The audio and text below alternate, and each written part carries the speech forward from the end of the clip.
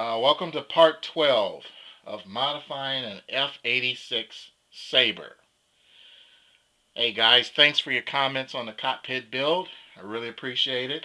This came out real nice. Actually, it worked out better than I had planned. But we got a problem. I knew this build was going too smooth. I knew something would happen sooner or later, and it has. Let me show you what happened here. Swing back to the tail. I lost my elevators. I was doing some sanding. As you can see, I got to sand it all nice. The dorsal's back in, looking real good. And I went to fit the elevators because I needed to sand down like a little pocket here. I was looking at the pictures of Sabres, and the ones that had the versions that had the full flying tail had like a little pocket down right in here, and then it came up and went up. So that gave me like 2 or 3 more degrees of deflection right there. And I said, well, that'll work. So I was sanding it down, and I was putting the elevators in so I could try to match it up. Make sure everything's looking good, and I wanted to make the sides identical. And I noticed my elevators aren't connected. Well, they're connected, it's just not working. As you see here, it's moving. And I'm like, shoot, that's a major problem. And I was sitting around brainstorming, trying to figure out what to do to correct it. And I know some of you guys are asking what happened. So this is what happened. I think I figured out what happened and how to resolve it. Now, first of all, let me show you this is how my elevator works. Those who are familiar, who have built planes, of course, knows how the nose gear is set up. This nose gear steering.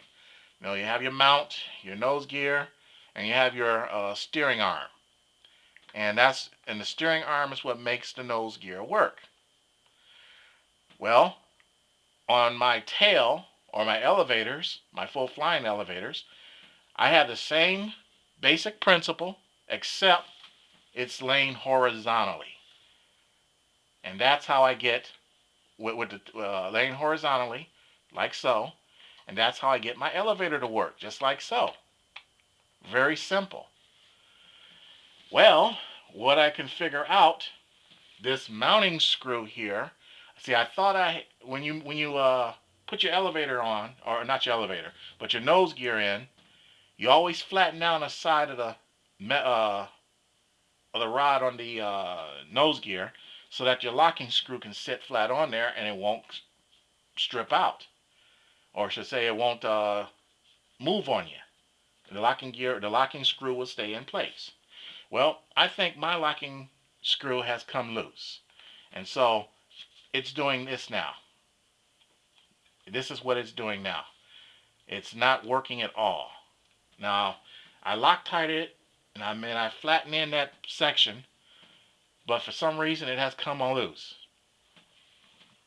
Now here's what I've been figuring out how to get in there to repair it. Because the bad part about it, I got this rudder glued in, and I got all of this block heavily epoxied in with carbon fiber as well too, because I didn't want any of this to be weak or to move. I'm going to have to destroy the tail to get that repaired, to get that out, that block out. And I don't want to do that, because when you destroy something like that, trying to put it back together would only weaken it. So I came up with an idea. First off, this weekend, I'm going to do some surgery, some precision surgery. What I'm going to do, I'm going to cut the rudder out, because I got to move this rudder to get to it, to be able to get to it from the top.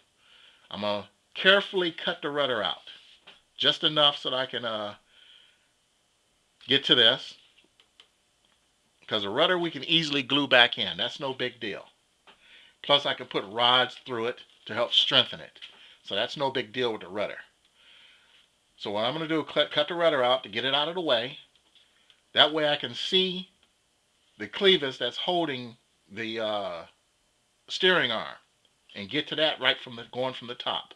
And what I'm going to do, I'm going to take my cutoff wheel and I'm going to cut right across the top here. I don't know if anybody, here, let's see if you can see it. Hold on a second. I want you to be able to see this. What I'm gonna do is cut right across the top with my cutoff wheel, going straight down the top onto the shaft, and same way on the other side. That way I can pull that shaft straight up.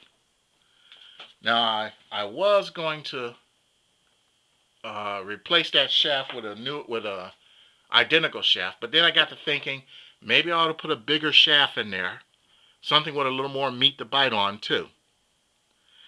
And then instead of just using Loctite, perhaps I can, because you have that, where's that wheel? Here we are. You have that wheel collar that's in there. And that's what that screw locks on through, is the wheel collar. So when I put that shaft, when I pull up the new shaft, what I'm going to do is flatten that side and then put the wheel collar on, and I'm going to solder that collar onto the shaft. Try to make sure that it doesn't move at all. So that's what I'm going to do, and then put everything back together, and then drop that shaft right back in there. And then we're going to take some more hardwood, fill in the gap that I cut with the cutoff wheel, and epoxy it. Probably use a little carbon fiber in there too to make sure that it doesn't come out. But first I want to make sure that that shaft doesn't move at all. So that's what I'm going to do. This Saturday I'm going to do that after I finish working on the cars, because I got to put a throttle positioning sensor on my 4x4, and my brother's coming over for an oil change. So after that, I'm done with that, I'm going to do some surgery and try to get this problem taken care of. But the upside to having this happen now is that it's better that it happens now than when I'm 200 feet in the air and this elevator decides to fail. That could be disastrous. So I'm glad it happened now. Well, wish the best for me, and you guys take care out there, and in the meanwhile I'm out here trying to repair this, good flying to you.